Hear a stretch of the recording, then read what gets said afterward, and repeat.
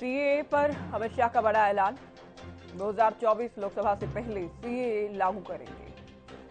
तो ये बड़ा बयान अपने आप में। चुनाव से पहले नोटिफिकेशन जारी कर दिया जाएगा, अधिसूचना जारी कर दी जाएगी। सीएए के नाम पर भ्रम फैलाया जा रहा है, मुस्लिम भाइयों को गुमराह किया जा रहा है। तो बहुत बड़ी बात अपने आप में, एक भी बड़ा ऐलान है।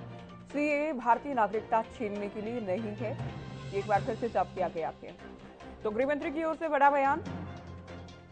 लोकसभा चुनाव से पहले सीएए लागू किए जाने का ऐलान कर दिया गया है। चुनाव से पहले अधिसूचना जारी कर दी जाएगी। एक बार फिर से स्पष्ट किया गया कि केवल भ्रम फैलाया जा रहा है, नागरिकता छीनने के लिए सीएए को नहीं लाया जा रहा। तो मुस्लिम भाइयों को गुमराह किया जा रहा है, ये भी गृहमंत्री की ओर से कहा गया।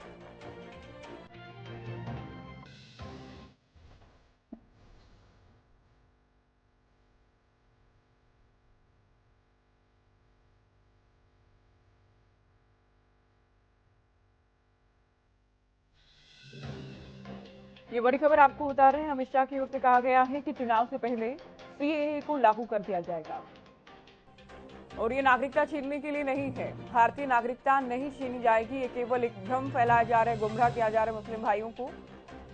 ये भी अमित शाह की ओर से स्पष्ट किया गया कि तो आप जानते हैं सीएए को लेकर पिछले दिनों काफी बड़ा धरना प्रदर्शन भी किया गया, इसका विरोध किया गया। तब भी सरकार की ओर से कहा गया था केवल भ्रम फैलाया जा रहा है, गुमराह किया जा रहा है। और अब अमित शाह की ओर से कहा गया कि केवल गुमराह किया जा रहा है। और बहुत बड़ी बात अपने आप में, ये स्पष्ट कर दिया गया कि चुनाव से पहले अधिसूचना जारी कर दी जाएगी। चलिए, हरियाणा न्यूज के पॉलिटिकल एडिटर अमित तिवारी इस वक्त फोन लाइन पर हैं। अमित, बड़ा ऐलान, चुनाव से पहले सीएए को लागू कर दिया जाएगा।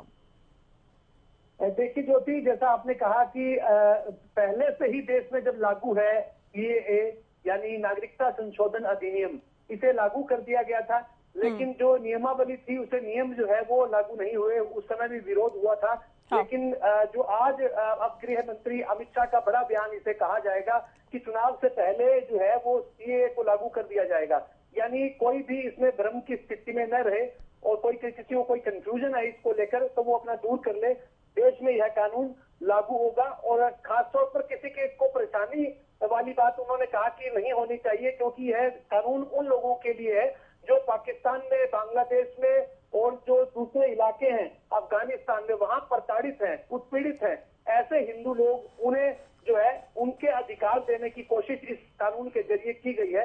और देश में जो भी आदमी रह रहा है, जो मुस्लिम है या किसी एक धर्म विशेष के लिए अगर प्रचारित किया जा रहा है, तो ऐसा नहीं है। तो यानी कि नागरिकता संशोधन अधिनियम को लेकर उन्होंने स्थिति स्पष्ट कर दी है। और साथ साथ एक और भी बात जो थी उन्होंने कही है कि जो यूनिफॉर्म सिविल कोड है, हाँ। उसको लेकर भी मंचों पर चर्चा की जाएगी। उत्तराखंड सरकार ने एक बड़ा कदम उठाया है और उसको लेकर भी उन्होंने कहा है कि इस पर भी चर्चा की जाएगी। और ये वहाँ किसी का अधिकार छीनने का, किसी के अधिकार कम करने की कोई चेष्टा नहीं है। ये देश का कानून है और इसे अच्छा अमित, चूंकि चुनाव करीब है, अब सरकार जो भी बड़ा फैसला लेगी उस पर ये चर्चा तो होगी कि चुनाव पर क्या असर रहेगा। इस फैसले का क्या असर आप देख रहे हैं? निश्चित रूप से कोई भी काम जब किया जाता है सरकार की ओर से, तो उसका असर जो है आने वाले चुनाव पर निश्चित रूप से पड़ता है। और यही गृह मंत्री अमित शाह ने जब अपना बयान इसको लेकर दिया है सीएए को लेकर, उसके साथ ही उन्होंने जोड़ा भी है कि जम्मू कश्मीर में उनकी सरकार ने 370 हटाई। तो उन्हें उम्मीद है कि देश के लोग जो है वो भारतीय जनता पार्टी को 370 सीटें देने का काम करेंगे और एनडीए को है 400 पार भेजने का काम करेंगे। तो देखिए, उनको भी उम्मीद है कि इस प्रकार के जो बयान आते हैं, इस प्रकार के नियमों कानूनों की जब बात आती है, तो निश्चित रूप से देश का जो मतदाता है वो प्रभावित होता है और चुनाव में उसी प्रभाव में वोट देता है। तो यानी कि नागरिकता संशोधन अधिनियम, जिसको लेकर देखिए दिल्ली में लंबे समय तक प्रदर्शन हुए, धरने हुए, उसके बाद भी सरकार अपने इस निर्णय से तसमस नहीं हुई। हालांकि उसे लागू नहीं किया गया।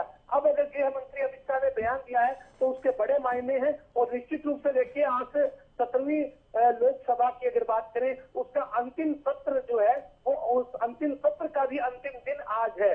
तो ऐसे में उनकी ओर से ऐसा बयान सामने आना, निश्चित रूप से देश में कुछ नया कुछ बड़ा होने की उम्मीद है। और देखिए आगे क्या कुछ रहते हैं, इस बयान का असर कितना पड़ता है, ये देखने वाली बात होगी। जी ज्योति।